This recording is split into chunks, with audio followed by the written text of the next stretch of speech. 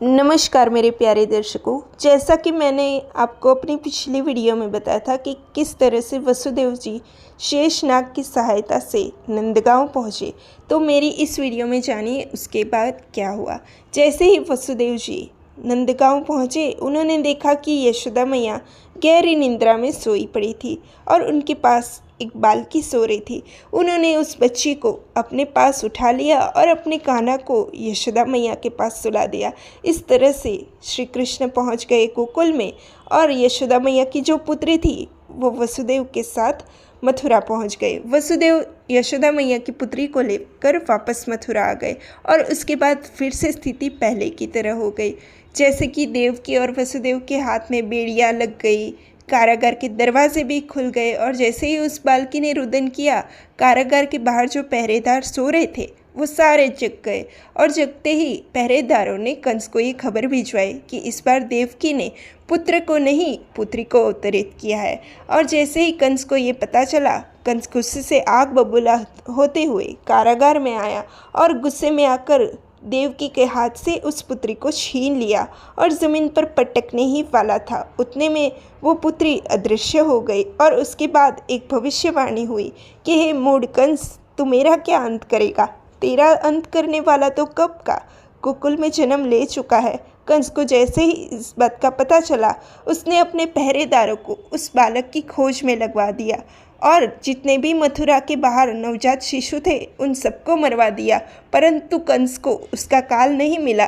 कंस को अपना काल कहाँ से मिलता, क्योंकि वो तो गोकुल में सुरक्षित था और यशोदा मैया के पास बड़ा हो रहा था। उसके बाद श्री कृष्ण धीरे धीरे बड़े होते हुए कंस के अंत का कारण बनते गए और इस तरह से श्री कृष्ण गोकुल पहुंच गए। अगले दिन सुबह सारे गोकुल वासियों को इस बात का पता चला कि यशोदा ने पुत्र को अवतरित किया है। सभी गोकुल वासियों ने मिलकर इस बात का उत्सव मनाया और कहा, नंद घेर आनंद भयो जय कन्हैया लाल की, हाथी घोड़ा पाल की जय कन्हैया लाल की।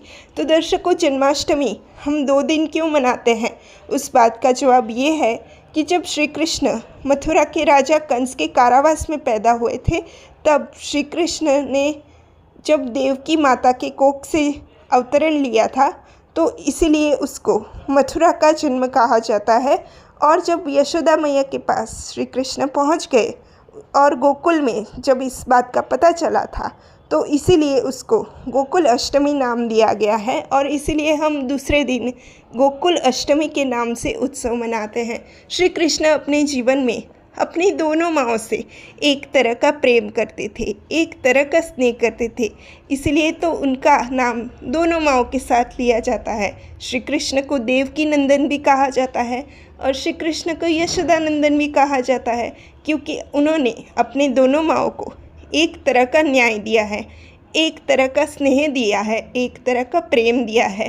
तो दर्शकों, आपको इस बात को जानकर कैसा लगा, ये मुझे बताने के लिए कृपया मेरी वीडियो के नीचे एक प्यारा सा लाइक, चैनल को सब्सक्राइब और लिंक को शेयर ज़रूर कीजिएगा। अब आपको मैं अपनी अगली वीडियो में बताऊंगी कि श्री कृष्ण ने बड़े होते होते और कौन सी लीलाएँ की हैं। पर आपको ये कहानी जानकर कैसा लगा, ये मुझे बताना बिल्कुल भी मत भूलिएगा। तब तक के लिए आप सभी को जय श्री कृष्ण।